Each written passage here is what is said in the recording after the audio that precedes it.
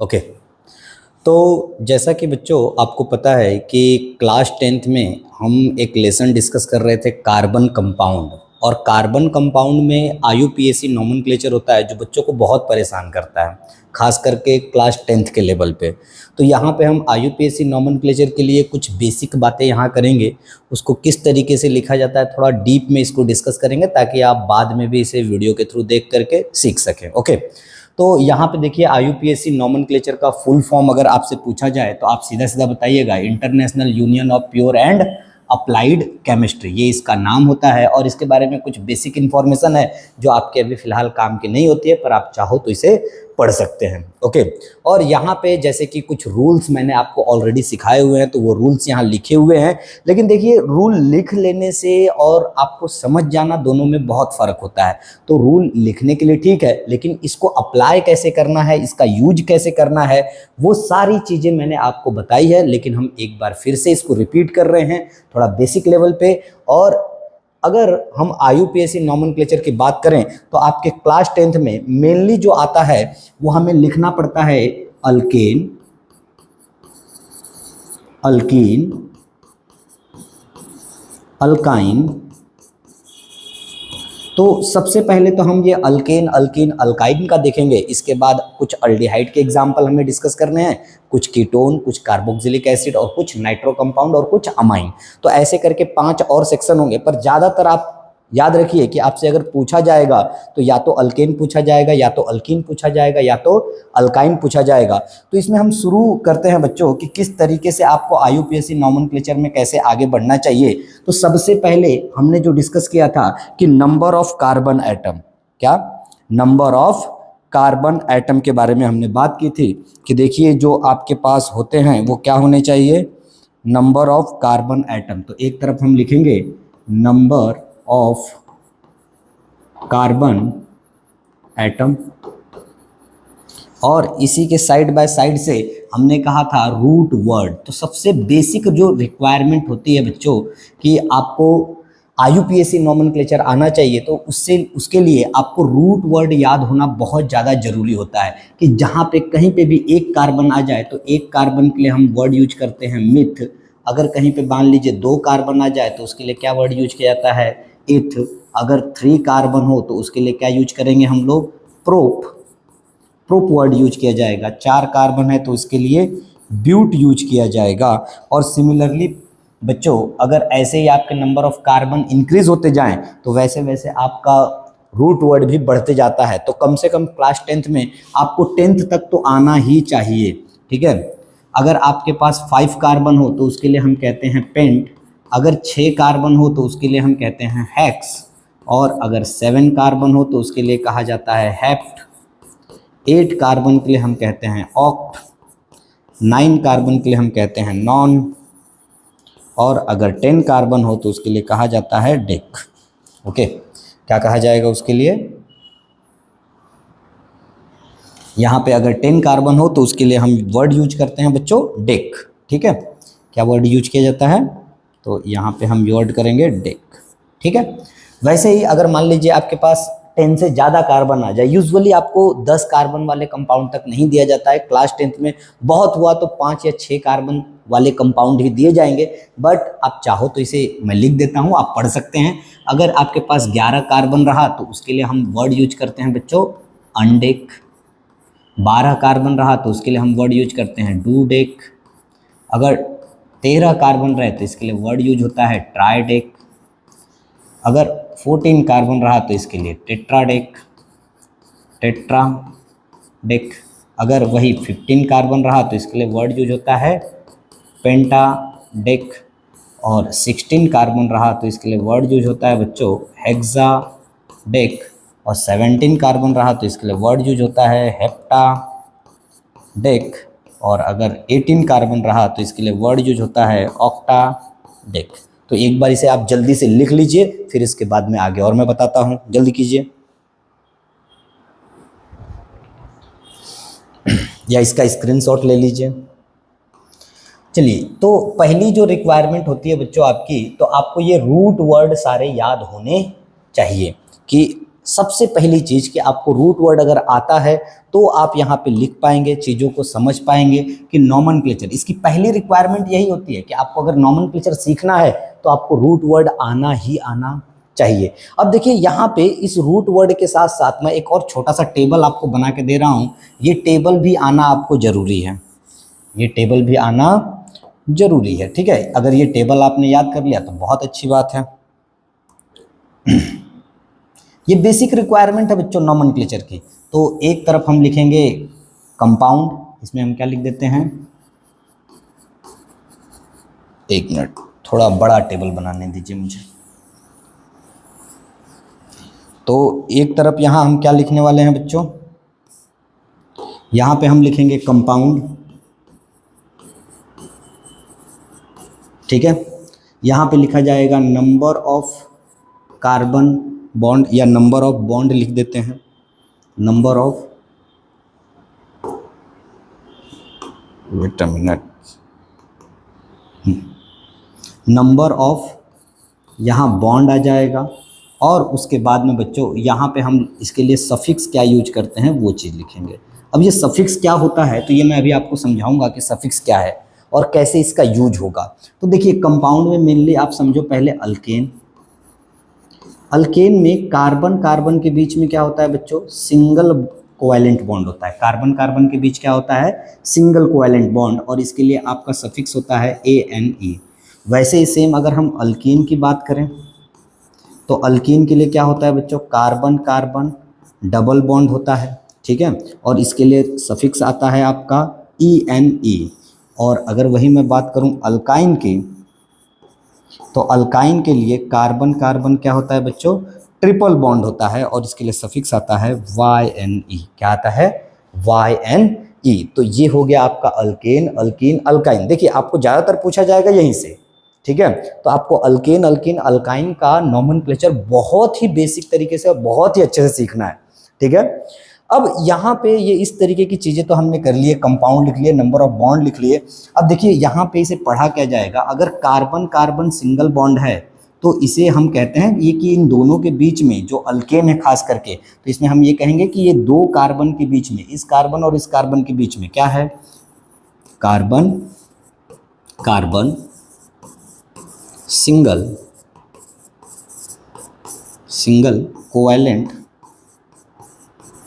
Bond है, ठीक है। तो यहाँ कार्बन कार्बन के बीच में सिंगल कोवैलेंट बॉन्ड है, और आपको याद रखना पड़ेगा कि अल्केन के लिए क्या होता है, ANE होता है, अल्कीन के लिए क्या होता है, ENE होता है, और अल्काइन के लिए क्या होता है बच्चों, YNE होता है। तो ये इतनी बातें आपको ध्यान में रखनी होगी, और अगर इतना आपको आता है तो आप समझिए कि आप अल्केन अल्कीन अल्काइन का 80% नॉमेनक्लेचर सीख गए, सिर्फ इतनी बातें आने से, ठीक है। तो अगर ये इतनी चीज़ें आपको आ रही है तो इसका यूज कैसे करेंगे वो भी ज़रा देख लीजिएगा कि इसका हम यूज कैसे करते हैं। तो इसका यूज करना बहुत ही सिंपल होता है बच्चों। आपको सिंपली बस ये रूट वर्ड आपको याद रखने हैं कि रूट वर्ड कैसे हैं हमारे, ठीक है। और रूट वर्ड के साथ साथ ये अल्केन अल्कीन अल्काइन का आपको बेसिक चीज़ें याद रखना है कि इसमें ANE होता है, इसमें ENE होता है, और इसमें YNE होता है, ठीक है। अब देखिए इसका यूज करके मैं नाम कैसे लिख सकता हूँ, नॉमेनक्लेचर कैसे किया जाता है। तो हम पहले बेसिक से एकदम शुरू करेंगे। तो जैसे सबसे पहला एक कंपाउंड मैं लिखता हूँ बच्चों CH4, ठीक है। यहाँ पे अब मुझे बताइए कितने कार्बन आपको दिख रहे हैं, एक कार्बन दिख रहा है। देखो यहाँ पे हम कम से कम 2 से 3 लेक्चर में बहुत ही बेसिक तरीके से इसका नॉमेनक्लेचर सीखेंगे और बहुत ही आराम से। तो ध्यान दीजिएगा यहाँ कितने कार्बन है, एक कार्बन है। तो यहाँ देखो एक कार्बन के लिए रूट वर्ड हम क्या यूज कर सकते हैं, मिथ। एक चीज मैं और आपको बता दूं कि जब भी अल्केन अल्कीन अल्काइन का नाम लिखना हो तो साधारणतः हम पहले क्या लिखेंगे, रूट वर्ड लिखेंगे। क्या लिखेंगे बेटा, रूट वर्ड, और इस रूट वर्ड में ऐड कर देंगे क्या चीज, सफिक्स को। वैसे इसमें बहुत सारे टाइप होते हैं, मतलब मैं कह रहा हूँ ये कि सिर्फ रूट वर्ड और सफिक्स लिखने से काम नहीं होता है। कई बार ऐसे कॉम्प्लेक्स होते हैं कि यहाँ प्रीफिक्स भी डालना पड़ता है, इनकी पोजीशनिंग भी करनी पड़ती है, तो वो बात की बात है। पर एक बेसिक तौर पे जब मैं बोलूँ तो आप अभी के लिए सिर्फ इतना याद रखिए कि आपको रूट वर्ड और सफिक्स दो चीज़ों को लेके चलना है। तो यहाँ पे एक कार्बन है तो एक कार्बन के लिए रूट वर्ड क्या होता है हमारा, मिथ होता है। तो सबसे पहले इसमें मैं क्या लिखूंगा, रूट वर्ड क्या है बच्चों आपका, मिथ है। ओके। और एक कार्बन में याद रखिएगा, एक कार्बन हमेशा सिंगल बॉन्ड ही बना सकता है, या यहाँ पे तो कार्बन एक ही कार्बन है, तो एक कार्बन तो हम मान के चलेंगे सिंगल बॉन्ड है, और यहाँ पे क्या इसका नाम हो जाएगा, अब इसके लिए सफिक्स क्या लग जाएगा, ANE, तो इसका नाम क्या हो गया बच्चों, मीथेन हो गया। सिमिलरली दूसरा एक कंपाउंड देखिए, जैसे हम यहाँ पे लिखते हैं CH3 सिंगल बॉन्ड CH3, देखिए इसको आपको पढ़ने भी आना चाहिए, CH3 single bond CH3, okay. तो यहाँ पे आपको कितने कार्बन दिख रहे हैं, तो अगर मैं काउंट करूँ तो एक कार्बन तो ये रहा मेरा, और एक कार्बन ये रहा, दो कार्बन है हमारे पास। तो ये दो कार्बन के लिए रूट वर्ड क्या होता है बच्चों, तो दो कार्बन के लिए रूट वर्ड होता है इथ, तो सबसे पहले यहाँ पे लिखिए इथ, ओके। उसके बाद में यहाँ इस कार्बन और इस कार्बन के बीच में कितनी ऐसे बॉन्ड दिख रहे हैं, एक सिंगल लाइन है, तो इसका मतलब क्या है, सिंगल कोवेलेंट बॉन्ड है, और कार्बन कार्बन के बीच में सिंगल लाइन रहे तो इसका मतलब यहाँ सफिक्स क्या जोड़ा जाएगा, ANE, क्या जोड़ा जाएगा बच्चों, ANE, तो यहाँ पे सफिक्स आपका आ जाएगा ANE। तो बताइए इसका नाम क्या हो गया बच्चों, इथेन, क्या नाम हुआ, इथेन। सिमिलरली प्यारे बच्चों, अगर मैं इस तरीके से इसको लिखूं CH3 CH2 CH3, तो आप कहेंगे सर यहाँ पे देखिए एक कार्बन, दो कार्बन और ये तीन कार्बन, तीन कार्बन है, तो तीन कार्बन के लिए रूट वर्ड हमारा क्या आता है, प्रोप।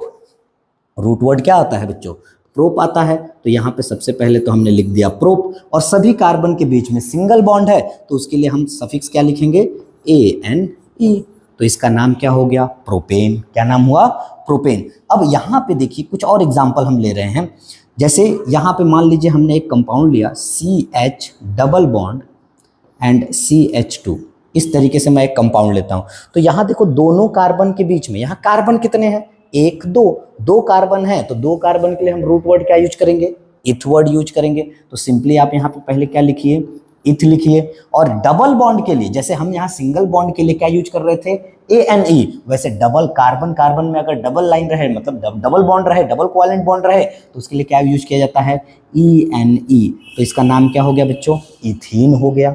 वैसे ही सिमिलरली अगर मैं यहाँ पे कंपाउंड लिखता हूँ CH ट्रिपल बॉन्ड CH, ठीक है, ये लिखने का तरीका है, इसे आप ये H को इस साइड भी लिख सकते हो, उससे कोई फर्क नहीं पड़ता है, ठीक है। तो यहाँ भी देखिए कितने कार्बन है, दो कार्बन है, तो दो कार्बन है तो रूट वर्ड क्या आ जाएगा बच्चों, इथ। जैसे मैंने आपको बताया हूँ कि दो कार्बन के लिए रूट वर्ड हम क्या यूज करते हैं, इथ यूज करते हैं। तो यहाँ पे अगर हम इथ यूज कर रहे हैं और ट्रिपल बॉन्ड है, तो डबल, सिंगल बॉन्ड के लिए हमने ANE यूज किया, डबल बॉन्ड के लिए ENE यूज किया, तो ट्रिपल बॉन्ड के लिए क्या वर्ड यूज करेंगे बच्चों, YNE, तो इसका नाम क्या हो गया, इथाइन। देखिए आप लोगों को मैं बेसिक से एकदम सिखा रहा हूं, इसमें बहुत सारी चीजें हैं जो मैं अभी आपको बता ही नहीं रहा हूं। मैं क्यों नहीं बताया जा रहा, क्योंकि आप कंफ्यूज ना हो, बहुत ही बेसिक तरीके से हमें इन चीज़ों को लेके चलना है। दैट्स वाई हम बहुत ही बेसिक से थोड़ा थोड़ा करके रूल मैं आपको बताऊंगा, नहीं तो इसको रूल तो बहुत सारे हैं, अगर सारे रूल एक साथ बता दिया आप कंफ्यूज हो जाओगे। तो इसीलिए हम बस उतने ही रूल बता रहे हैं जितना अभी आप सीख सको, और जैसे जैसे आप रूल सीखते जाएंगे वैसे वैसे हम रूल नए नए एक एक रूल इसमें ऐड करते जाएंगे, और फिर आपको सारे रूल हम उस तरीके से सिखा चुके होंगे। ओके, तो इसीलिए बच्चों यहाँ पे आपको थोड़ा सा रूल मैंने बताया कि थोड़ा सा देखो, जो सिंपल कंपाउंड आते हैं उनका नाम लिखने के लिए आपको बहुत ज्यादा दिमाग लगाने की आवश्यकता नहीं है। सिंपल सा 10 तक आप क्या कीजिए, रूट वर्ड याद कर लीजिए, सफिक्स कुछ याद कर लीजिए, काम खत्म। अब जैसे यहाँ पे देखिए एक मैं कंपाउंड यहाँ पे लिख रहा हूं कि आपका हो गया CH3CH डबल बॉन्ड, और यहाँ पे हमने लिखा CH2। तो अब मुझे बताइए कि इसके अंदर कितने कार्बन है, तो आप कहोगे सर 1 2 और ये 3 कार्बन है। 3 कार्बन के लिए रूट वर्ड हम क्या लिख रहे हैं बच्चों, प्रोप लिख रहे हैं। 3 कार्बन के लिए रूट वर्ड क्या लिखा गया, तो प्रोप लिखा गया। तो यहाँ पे हमने 3 कार्बन थे इसलिए क्या लिखा, प्रोप। अब देखो यहाँ सिंगल बॉन्ड है, डबल बॉन्ड है, तो यहाँ एक सिंगल बॉन्ड एक डबल बॉन्ड, तो हम सिंपली क्या करेंगे, डबल बॉन्ड को प्रायोरिटी देंगे। तो यहाँ पे डबल बॉन्ड है तो डबल बॉन्ड के लिए हम क्या लगाते हैं बच्चों, ENE, तो इसके लास्ट में क्या लगा देंगे हम लोग, ENE, तो इसका नाम क्या हो गया बेटा, प्रोपीन। क्या नाम हुआ, प्रोपीन। तो आप अगर ये बेसिक सी बात समझ पाए क्या कि किस तरीके से मैंने इनके नाम लिखे, यहाँ पे हमने कम से कम 6 कंपाउंड के नाम लिखे, तो इन 6 के 6 कंपाउंड का नाम लिखने आपको आएगा क्या, जमेगा इस तरीके से। इसमें कोई कंफ्यूजन है क्या आप लोग को कि मीथेन कैसे लिखा मैंने, ethane, propane, ethene, ethyne, propyne, इसमें कोई समस्या। अब देखो जैसे एक और मैं कंपाउंड यहाँ पे लिख रहा हूँ कि हमारे पास है CH3C ट्रिपल बॉन्ड CH, यहाँ भी कितने कार्बन दिख रहे हैं, 1 2 3 कार्बन। तो 3 कार्बन के लिए रूट वर्ड क्या है बच्चों मेरा, प्रोप है। 3 कार्बन के लिए क्या है प्रोप, और ट्रिपल बॉन्ड के लिए हम सफिक्स क्या यूज करते हैं YNE, तो इसका नाम क्या हो गया प्रोपाइन। क्लियर है मेरी बात। तो ये इस तरीके से आपको नाम लिखने हैं। अब जैसे देखो कुछ और कंपाउंड में लिख रहा हूँ CH3, CH2, CH2 and CH3। अब मुझे बताइए यहाँ कितने कार्बन है, 1 2 3 4, 4 कार्बन है। तो 4 कार्बन के लिए रूट वर्ड क्या आ जाता है बच्चों मेरा ब्यूट। 4 कार्बन के लिए रूट वर्ड क्या आ जाएगा ब्यूट। और सभी जगह कार्बन कार्बन के बीच में सिंगल लाइन है, सिंगल लाइन है मतलब सिंगल कोवेलेंट बॉन्ड है, और सिंगल कोवेलेंट बॉन्ड है दैट मीन्स यहाँ पे लास्ट में क्या जुड़ जाएगा मेरा ANE, तो इसका नाम क्या हो गया ब्यूटेन। इसका नाम क्या हुआ बच्चों ब्यूटेन। सिमिलरली एक और कुछ कंपाउंड देख लीजिए CH3, CH2, CH2, CH2, CH3। अब यहाँ गिनिए कितने कार्बन है, 1 2 3 4 5। 5 कार्बन के लिए हमने देखा है कि 5 कार्बन के लिए रूट वर्ड क्या आता है मेरा पेंट आता है। तो 5 कार्बन के लिए रूट वर्ड पेंट है, तो सबसे पहले क्या लिखेंगे, ये रहा आपका पेंट। और सभी में मेरे को सिंगल वर्टिकल लाइन दिख रही है, सॉरी सिंगल हॉरिजॉन्टल लाइन है, मतलब सिंगल बॉन्ड है, और सिंगल कोवेलेंट बॉन्ड रहे तो हम क्या वर्ड यूज करते हैं ANE। तो यहाँ पे क्या आ जाएगा ANE, तो इसका नाम क्या हो गया बच्चों पेंटेन। इसका नाम क्या हुआ पेंटेन। क्या आप ये बात समझ पाए क्या सभी लोग कि किस तरीके से इसका नाम आ रहा है। अच्छा देखिए कई बार आपको पेपर में क्या पूछ सकता है कि कई बार इस तरीके से चीजें पूछ देगा, ऐसा लिखा हुआ रहेगा कि आपका CH3 है, CH2 और यहाँ पे ब्रैकेट लगा के 4 लिख देगा, और यहाँ पे फिर लिख देगा CH3। अब बताइए इसका नाम। तो देखो इसमें ऐसे जब नाम दे दे तो उसमें आपको घबराना बिल्कुल भी नहीं है। यहाँ पे क्या है देखो, ये सबसे पहले यहाँ पे CH3 लिखा है, तो इसको लिखिए यहाँ पे पहले CH3। फिर उसके बाद में देखो ये CH2 कितने बार है, 4 बार है, तो CH2 को कितने बार लिखिए, 1 2 3 और ये 4, और ये बाकी फिर क्या लिख दीजिए CH3। तो जब आप ये सीख जाएंगे तो आप समझेंगे कि यहाँ पे ये 4 लिखा है, मतलब 4 कार्बन यहाँ हो गए, 1 कार्बन ये 5 और ये 1 कार्बन 6, और टोटल देखो 1 2 3 4 5 6, तो 6 है, तो 6 के लिए क्या आता है हमारा हेक्स। देखो यहाँ 6 कार्बन के लिए हमने क्या लिखा है रूट वर्ड हेक्स लिखा है, तो यहाँ पे हो गया हेक्स, और सभी में सिंगल कोवेलेंट बॉन्ड है, इसलिए क्या आ जाएगा बेटा ANE, तो इसका नाम क्या हो गया हेक्सेन। तो आप यहाँ पे समझ पा रहे हैं किस तरीके से बहुत ही आसान एग्जाम्पलों के थ्रू बेटा हमने यहाँ पे लिखने की कोशिश की। कुछ एग्जाम्पल, ये बेसिक है एकदम, इसमें और भी बहुत सारी बातें हम करेंगे, लेकिन पहले आप एक बार बेसिक सीख जाइए तो मैं आपको थोड़े से एडवांस लेवल पे ले चलूँ। तो यहाँ तक मुझे बताइए कि आप सभी लोग को ये बातें समझ में आई कि किस तरीके से हम इनके नाम लिख रहे हैं। अरे क्लियर है क्या बेटा, ठीक है, ये आप कंफ्यूज ना हो किसका कौन सा नाम है, इसलिए इस तरीके से इसको कर देता हूँ मैं, ठीक है। ये दोनों के नाम एक ही हैं, सिंगल कॉलम में है ये, ठीक है, बचा हुआ ये। तो क्या आपको ये बात समझ में आएगी कि हमने इनके नाम कैसे लिखे हैं, सभी को समझ रहा है किस तरीके से लिखा जा रहा है। तो इसमें देखिए बेसिक रिक्वायरमेंट क्या है, आपको मैंने कुछ यहाँ पे नाम लिखना सिखाए, तो इस नामों के अंदर आपने एक चीज़ नोटिस किया कि आपको क्या याद होना चाहिए। तो सबसे पहली चीज़ आपको अल्केन के लिए ANE यूज करते हैं, ये याद होना चाहिए।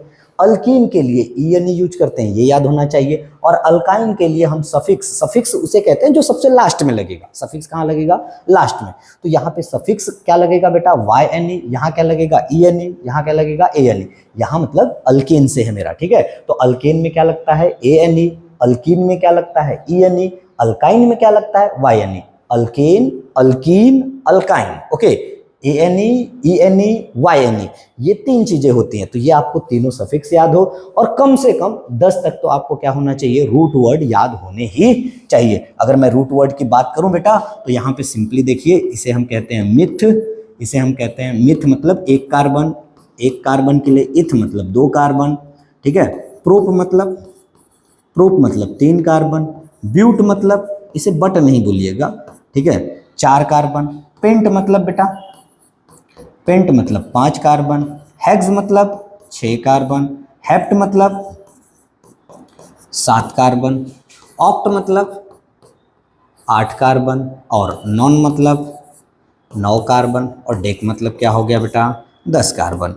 तो ये आपको इतना याद रखना पड़ेगा, ये चीज़ें आपको याद करनी ही पड़ेगी, ये बहुत ही बेसिक है, इसका कोई ट्रिक होता नहीं है। तो आपको यहाँ पे मैंने जितने नाम बताए, इन नामों में किसी को कोई समस्या है क्या? ओके, क्लियर हुआ? अगर नहीं समझ रहा है थोड़ा सा बैकवर्ड जाइए, पीछे जाइएगा और एक बार फिर से इसको देखिएगा, ताकि आपको ये चीज़ें बहुत ही प्यार से और क्लियरली समझ जाए। क्योंकि अगर ये नहीं आएगा तो इसके आगे हम कुछ भी नहीं सिखा सकते हैं आपको। तो ये आपको याद करना ही पड़ेगा कि मिथ, इथ, प्रोप, ब्यूट, पेंट होता है, ये आपको ध्यान रखना ही पड़ेगा।